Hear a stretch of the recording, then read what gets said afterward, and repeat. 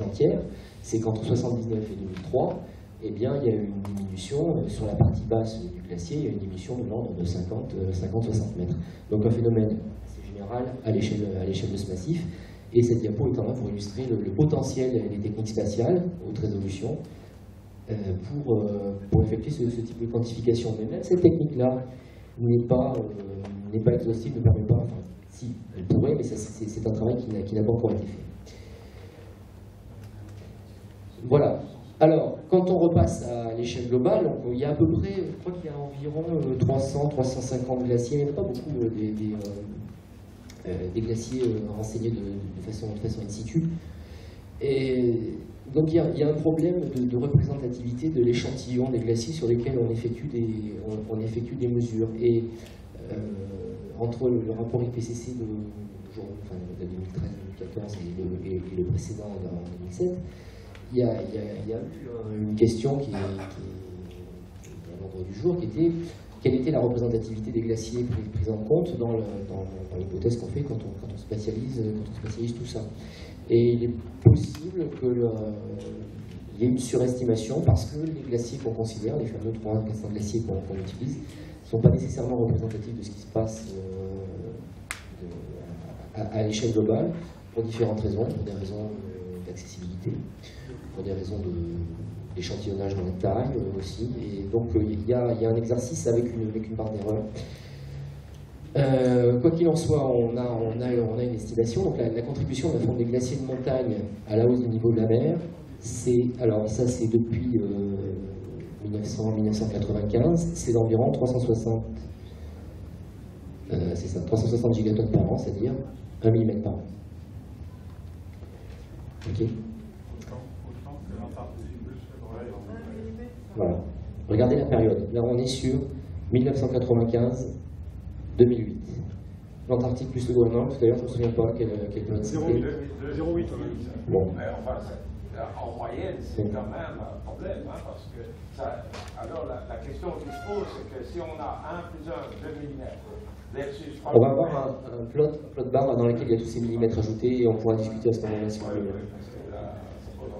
Alors, suite, c'est pas bon ça.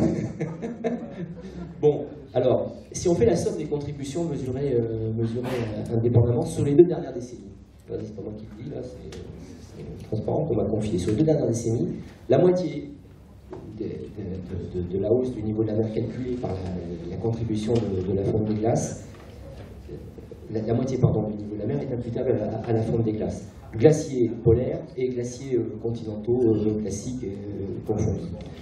37% c'est le réchauffement des océans et il resterait environ 10% pour la contribution des surfaces continentales. Si on veut parler en termes de pourcentage. Donc là, on est sur les 2 dernières décennies. Ce sont les pourcentages affichés dans le rapport IPCC. Alors, je vais faire un petit zoom sur les camemberts verts, là, qu'est-ce qu'il y a dans ces contributions. Là encore, les 13%, le chiffre peut varier. Les 2 contributeurs à la hausse ou à la baisse, on va le voir, du niveau de la mer, ce sont soit on stocke plus d'eau à cause des barrages, je parle des phénomènes anthropiques, des phénomènes climatiques qui ne sont pas induits par l'homme. Il y a des barrages sur les fleuves, donc ils vont avoir tendance à stocker de l'eau sur la surface continentale, et il y a les activités de pompage de l'eau dans les nappes souterraines pour les besoins agricoles.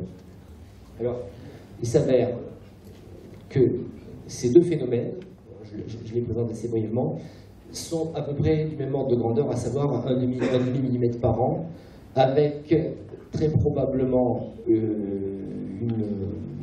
une contribution de l'ordre de 1,5 mm pour le pompage et 0,3 mm pour les barrages. Ça veut dire quoi? Ça veut dire que on relâche plus d'eau qu'on en stocke avec les surfaces continentales, mais que la contribution nette elle est de l'ordre de 0,3, voire un peu moins, 0,3 mm par an, ce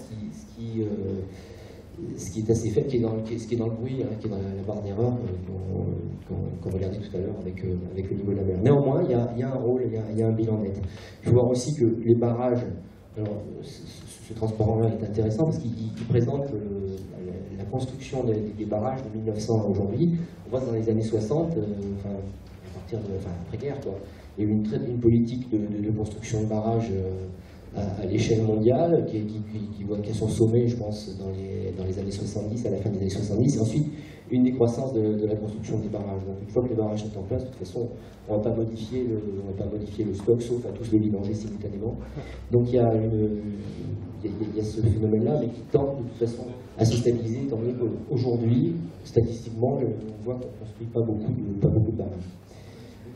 Ok, donc voilà, ça c'est peut-être le transparent qui peut vous rassurer par rapport aux questions que vous avez posées au fil de ces transparents. Voilà comment on a l'habitude de le lire. Vous avez ici la hausse du niveau de la mer mesurée par l'altimétrie, avec la barre d'erreur associée. Vous avez ici le niveau de la mer reconstruit à partir de chacune des composantes que je viens de vous présenter individuellement. Alors, après, on peut discuter sur les proportions entre le orange, le jaune et le violet. Ces proportions ne sont pas figées, elles sont dynamiques. On parle du plateau de refroidissement. S'il y a un refroidissement de l'océan, dans la hausse du niveau de la mer, la contribution relative du stérique va diminuer. On pense qu'elle va diminuer.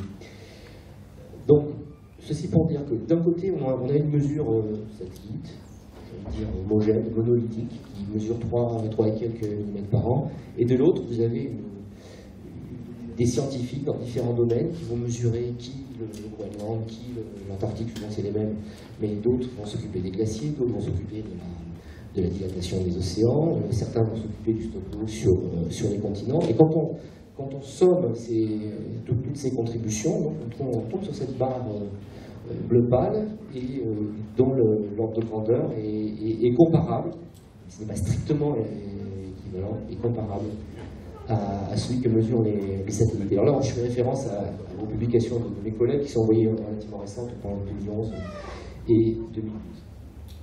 En sachant encore une fois que les proportions entre les différentes couleurs sur la partie gauche là, sont dynamiques.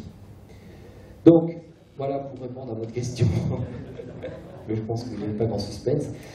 Alors, il ne s'agit pas de...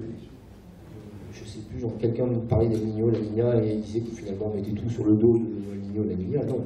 Il y a des phénomènes El Niño, il y a des phénomènes, le phénomène La Niña. Ces phénomènes impactent le niveau moyen des océans.